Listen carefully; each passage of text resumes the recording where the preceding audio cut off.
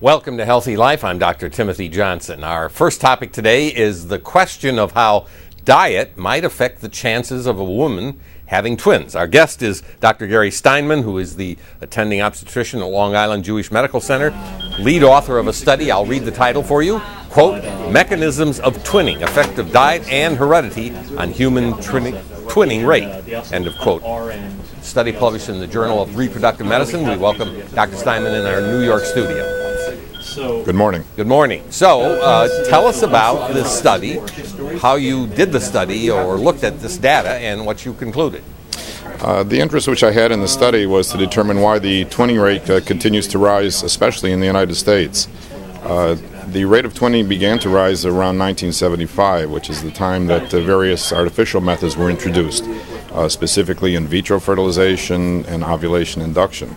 By the early 1990s, that had been reasonably well controlled by limiting the number of transferred embryo to 2.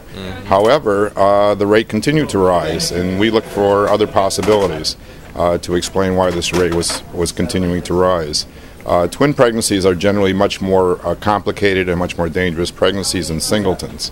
What I did find is that there seemed to be a relationship between the level of insulin-like growth factor, IGF, in the serum of the mothers and their chance of having twins. This idea actually originated from a study done in cattle beginning in the 1990s in the Midwest. They found that cattle which had a higher tendency to twin also had a higher level of insulin-like growth factor, IGF.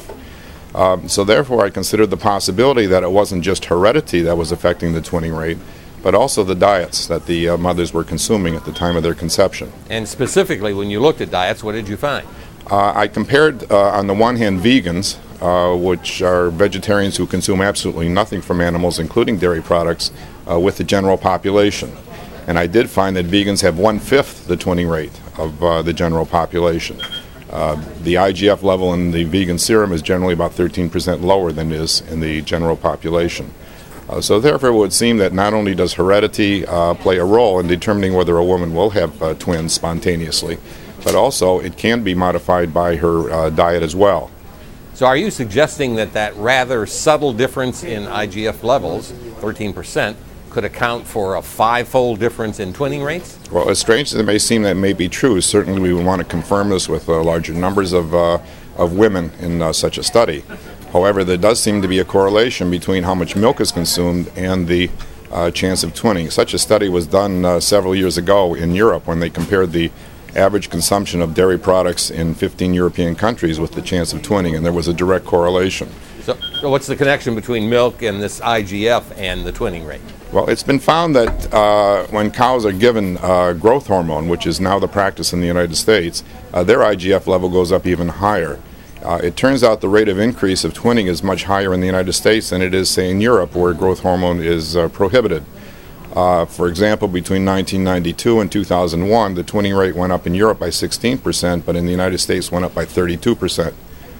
Therefore, the significant difference here seems to be the fact that the IGF in the milk produced by these cows is much higher than it would be in other countries. So are you prepared to say that if a woman or a family wants to reduce their chances of having twins, the woman should eliminate dairy products from her diet?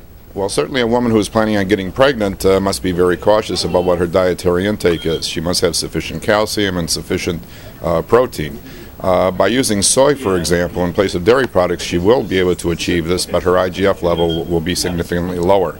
And if you were to compare the potent effect of diet versus heredity, how would you compare those two?